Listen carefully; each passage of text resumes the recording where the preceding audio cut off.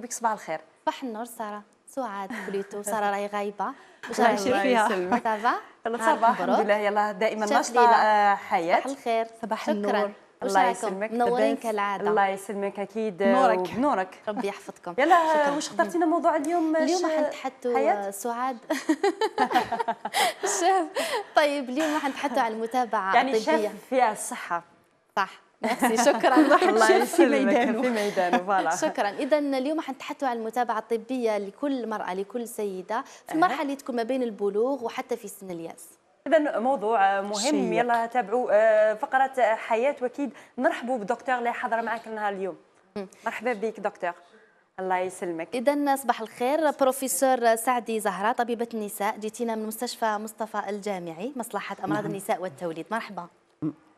نهاركم مبروك. شكرا. ايضا نرحب بكل المشاهدين تتابعون المحطه الصحيه. بما انه الحياه الجنسيه والجهاز التناسلي للمراه هو جهاز معقد وخاص وحساس جدا، لابد على كل سيده انه تروح للمتابعه الطبيه ويكون فيه فحص، وايضا فحص دوري حل العنايه بالجانب ممكن التناسلي. اذا اليوم راح نتحدثوا على هذه المتابعه منذ البلوغ الى غايه سن الياس وكل التفاصيل المتعلقه بها، فابقوا في المتابعه. في البدايه بروفيسور سعدي زهره، متى يجب على كل سيده او كل امراه زياره الطبيب في أي مرحلة عمرية؟ Durant toute la vie, la femme doit consulter pour s'assurer qu'elle n'est pas malade, pour dépister certaines maladies, pour la prévention de certaines maladies. Alors la première étape pour la femme adulte va être la période avant le mariage. قبل الزواج لازم تشوف الطبيب باش pour dépister تتشخص بعض الأمراض.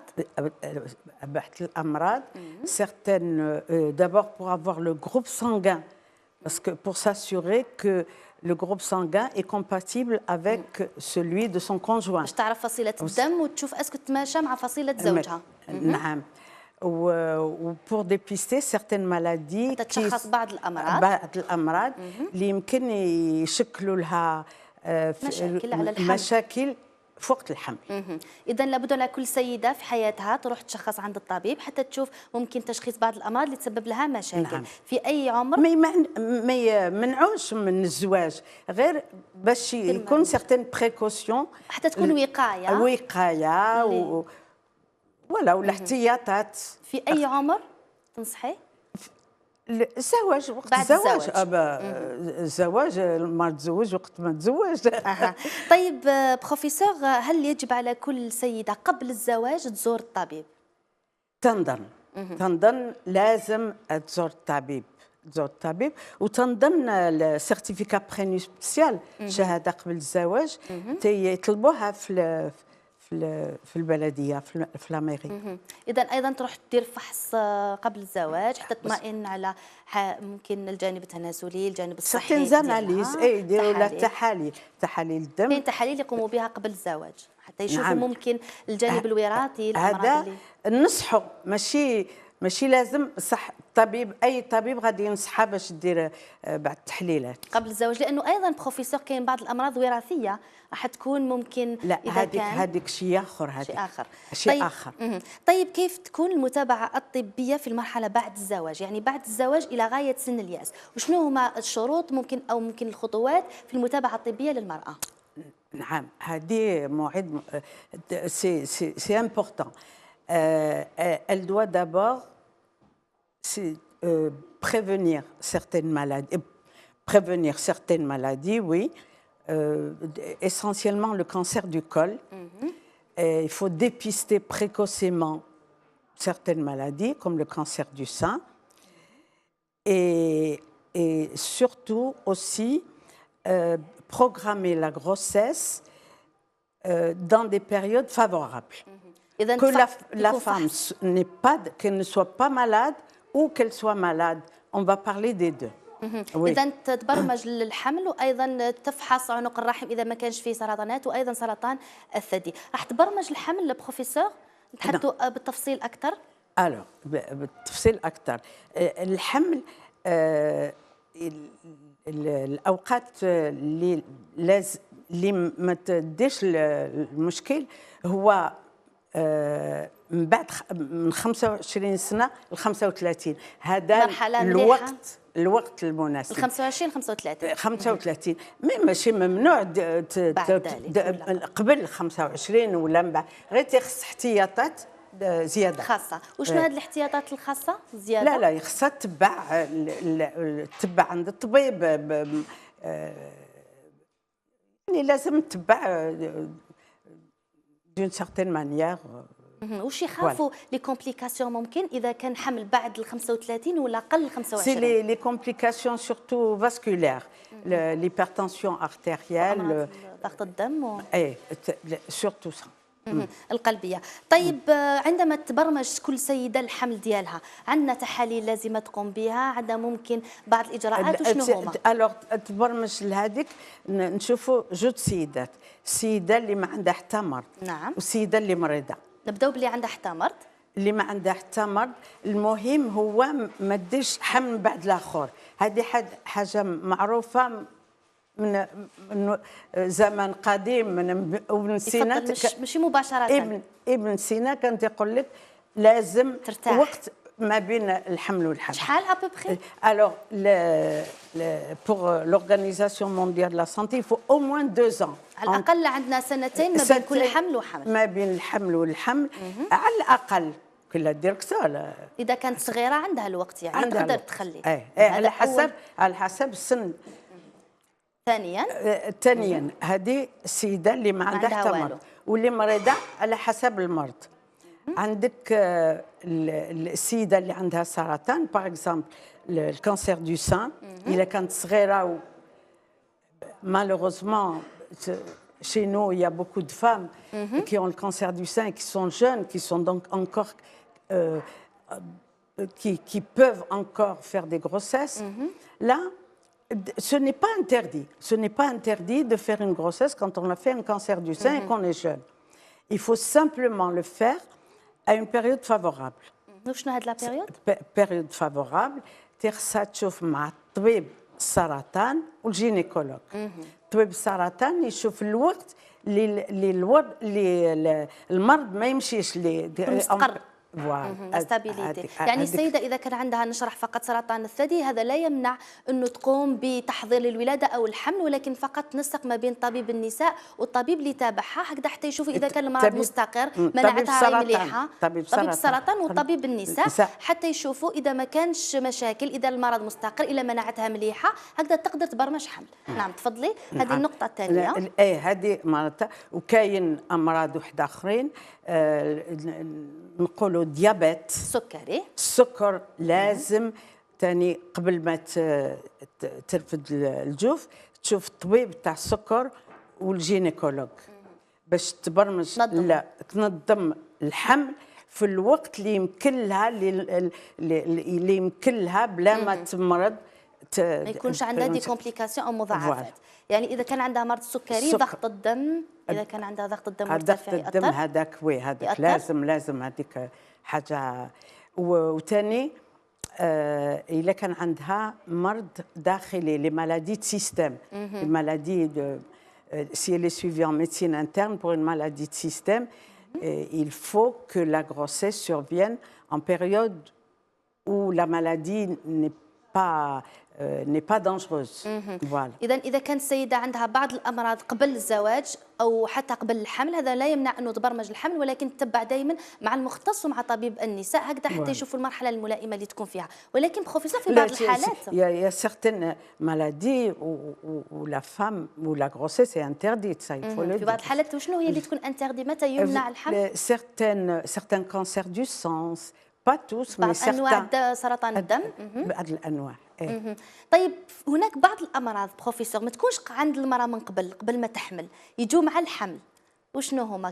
كما السكري مثلا، بعض السيدات ما عندهمش من قبل، يجيها في الحمل. يجيها في الحمل سي لو ديابيت جيستاسيونيل، مي يمكن يجيها غير في وقت الحمل ومن بعد ما يبقاش.